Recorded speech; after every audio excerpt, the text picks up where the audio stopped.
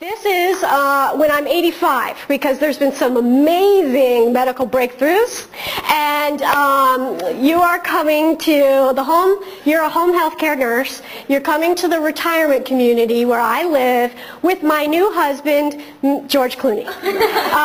Because in the future, you know, George and I always knew we were meant to be together. So anyway, and so your job is to come in just as a routine visit, check on Mrs. Clooney. And your first line is, "Hi, Mrs. Clooney, how are you today?"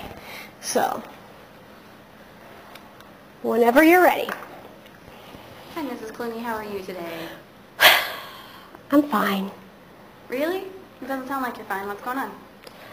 Well, I mean, I'm fine, but I've just been doing this a really long time. You know, I've had 13 double lung transplants and you know, all these procedures, and I'm 85, and I never thought I would be 85, and I'm really ready to let go. But my husband, George, he just loves me so much, and he's just not ready for me to go yet, and I just don't know what to do about that.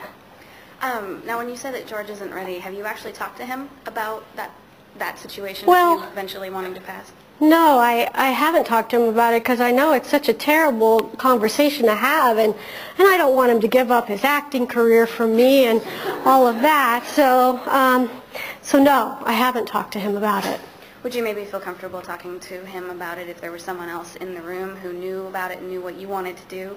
Yeah, that actually would help if you would be there with me while we had the conversation. Okay, well, why don't you and I have a conversation about what it is that you want, and then we'll go ahead and talk to George. And figure out what we can do, okay? Okay, that sounds great. Thank you. All right. Good job. That was great. Thank you so much.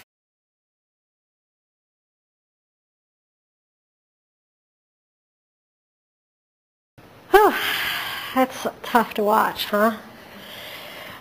As a recipient, it's tough to watch. To think that that's how I got here, was through another family's, actually in my case 2 families, pain.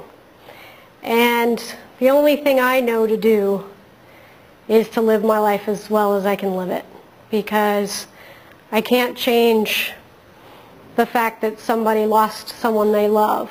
The only thing I know what to do is to live my life in a way that is filled with integrity and purpose, in hopes that whoever my donors are, wherever they are, they feel like I'm doing the gift justice. That's all I know to do. And that's the truth of donation, is that there's costs. And I like to believe that my donor families have some sense of peace. Not that they have peace with the loss, but they have some sense of peace in knowing that their loved one continues on and has managed to save the lives of so many people. There are a few things in that video that are no longer true, unfortunately. One of them is that 18 people die every day waiting for transplants that do not come. And we have now, unfortunately, crossed over to over 100,000 people in this country waiting for transplant. The reason for that is that we don't have enough donors. We don't have enough people that understand donation. We don't have enough people that are making the decision ahead of time. We have too many people making the decision in the middle of the crisis. Too many families trying to make the decision in the middle of the crisis. That's one part of it. We also have medical technology, as I said earlier, is making more and more things curable through transplant. So it's a big issue, and it's one that I hope you will consider paying attention to in your career.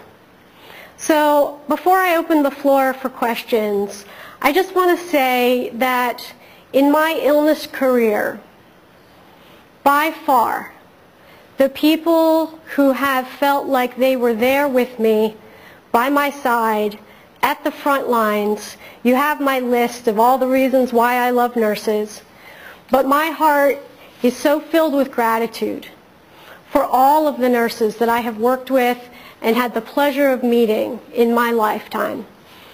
We call this a job, this thing you're getting ready to do, this career that you're getting ready to take on. But when you watch a video like that, and when you talk about the patient and family experience, and when you live it yourself as a patient or a family member, you realize that there is not any word that's going to describe what you're getting ready to do for a living.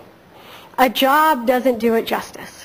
A career doesn't do it justice, because you will have your hands on the pulse of the most intimate and meaningful moments of people's lives almost every day.